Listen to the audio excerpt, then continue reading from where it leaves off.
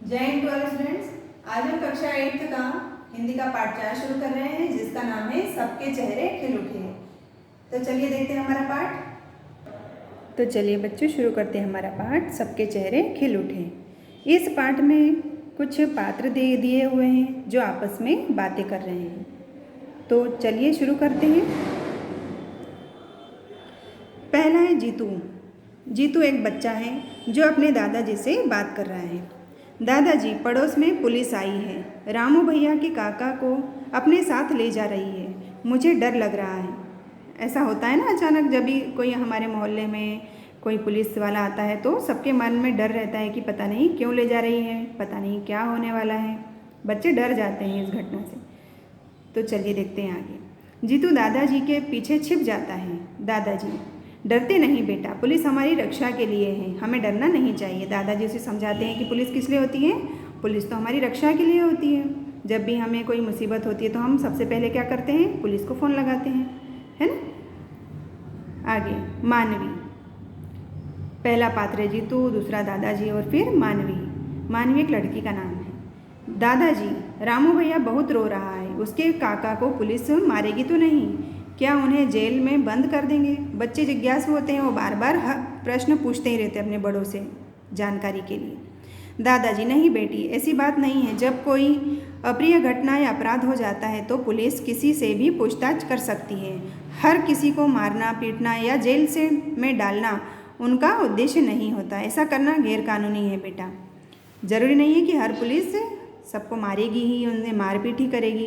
पूछताछ के लिए भी कभी कभी ले जाते हैं। जीतू, तो क्या पुलिस ने काका जी को गिरफ्तार नहीं किया है? फिर वे उन्हें लेकर क्यों जा रहे हैं? बच्चे जिज्ञासुवश प्रश्न पूछे ही जा रहे हैं दादाजी से।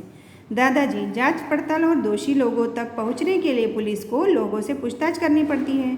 वह किसी को गिरफ्तार तभी करते हैं जब प्रश्न दृष्टता कोई आरोप उन पर बनता है ना। पुलिस जब भी उन्हें पकड़ती है या गिरफ्तार करती है जब किसी ने कोई अपराध किया हो। बिना वजह गिरफ्तार नहीं माना जाता है, सिर्फ पूछताछ के लिए उन्हें ले जाया जा सकता है।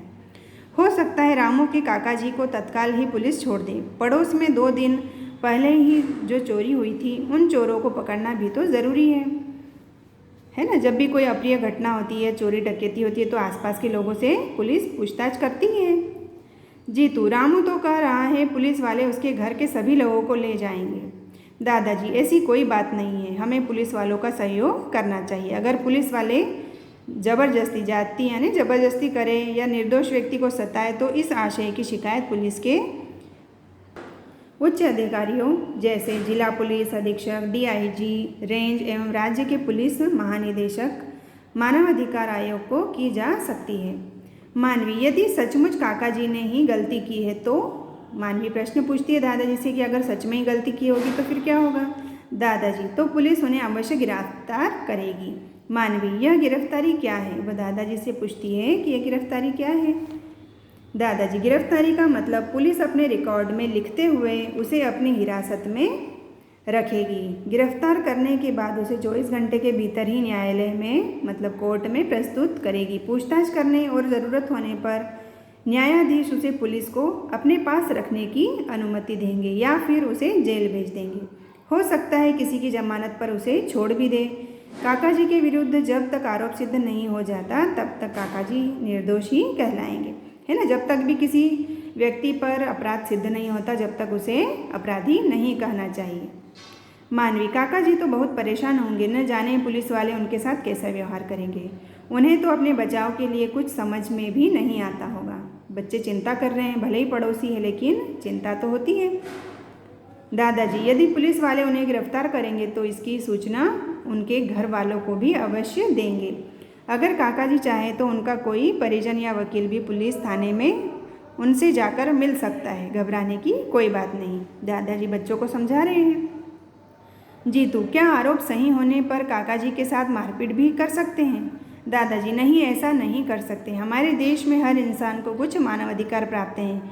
किसी भी हालत में किसी के साथ मारपीट, जुल्म, यातना या अपमानजनक व्यवहार करना गैरकानूनी है। मानवी, काका जी को हथकड़ी भी लगाएंगे क्या? दादाजी, यदि पुलिस को विश्वास हो कि वे भाग जाएंगे तो लगा सकती हैं। हाँ, यदि कोई खतरनाक आरोपी है तो न्यायालय की अनुमति से ही उसे हथकड़ी लगाई जाती है। बिना कारण, अकारण मतलब बिना कारण के ही, किसी का अपमान करने के लिए नहीं। जीतू, क्या पुलिस रामू की काकी को भी पूछताछ के लिए ले जा सकती है? दादाजी, महिलाओं से पूछताछ करने के लिए जहाँ तक संभव हो महिला पुलिस अधिकारियों की उपस्थिति में घर जाकर पूछताछ करती है। यदि विशेष परिस्थिति में किसी महिला अपराधी को पूछताछ हेतु थाने पर बुलाया जाता है तो पूछताछ के दौरान संबंधित महिला के परिजनों को उसके साथ खड़ा रखा जाता है ना। महिला से जब पूछताछ होती है तो महिला पुलिस ही कर सकती है, या उसके जो आसपास के घर वाले हैं, जो आस पड़ोसी, उनके निगरानी में ही होता है।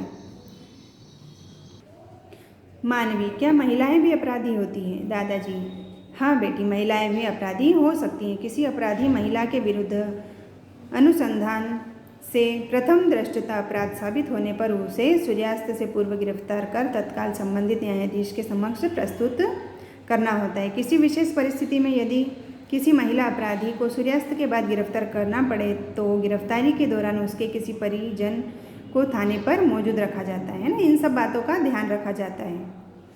जीतू, ऐसा क्यों दादाजी? दादाजी, ऐसा इसलिए किया जाता है कि पुलिस हिरासत में उस महिला के साथ कोई दुर्व्यवहार न हो, कोई अपमानजनक बात न हो।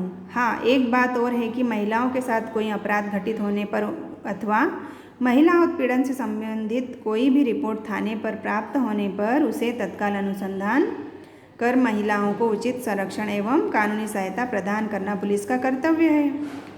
फिर रामू अचानक आता है। रामू, दादाजी हमें बचाइए, पुलिस वाले हम सबको मार डालेंगे। दादाजी, नहीं बेटा, पुलिस वालों का काम अपराधी को सजा दिलवाकर हमारी सुरक्षा और सहायता करना है, हमें सताना नहीं।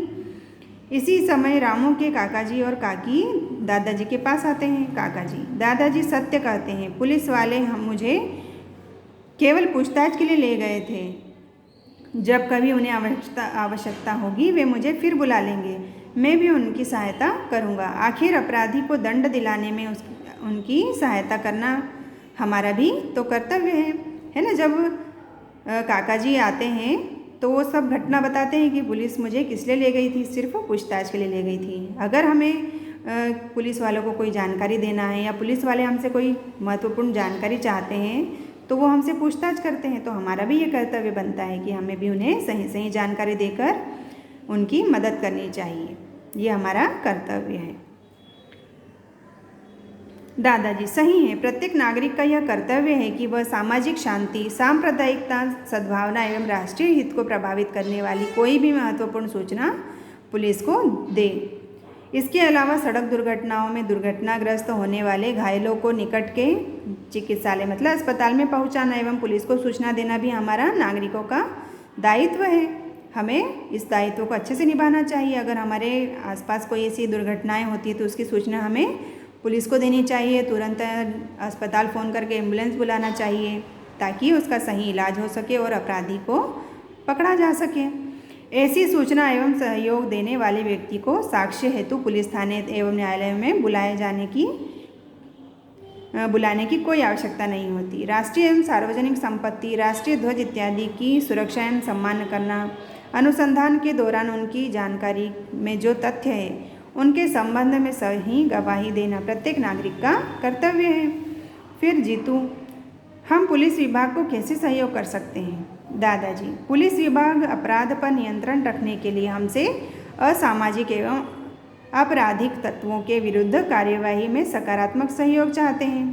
कानून व्यवस्था बनाए रखना, सूचना का आदान प्रदान करना, कानून एवं नियमों का स्वेच्छा से पालन करना एवं कानून संविधान में आस्था बनाए रखना भी पुलिस विभाग को सहयोग करना ही है। जीतू, आज पुलिस के बारे में हमें आपने जो बताया उससे तो पुलिस के प्रति हमारे मन में जो डर था वह समाप्त हो गया। सभी के चेहरे खिल उठे, है ना। सभी बच्चे पहले क्या है, डर रहे थे कि पता नहीं क्या होगा, पुलिस वाले हमें पकड़ लेंगे या हमसे क्या पूछेंगे। जब भी हमारे आसपास कोई घटना होती पुलिस वाले आते हैं तो हम सब डर जाते हैं, है ना। तो जब दादाजी ने सबको अच्छे से समझाया तो सबके मन का डर चला गया और सबके चेहरे खिल उठे। तो यही हमारे पाठ का शीर्षक था, सबके चेहरे खिल उठे। तो ये पुलिस के बारे में था ये पाठ कि पुलिस आती है तो सब के साथ क्या होता है, तो हमें भी उनका सहयोग करना चाहिए, इसके बारे में दादाजी ने समझाया। तो आशा करती हूँ आपको भी अच्छे से समझ में आया होगा। आज के लिए इतना ही। जय हिंद, धन्यवाद।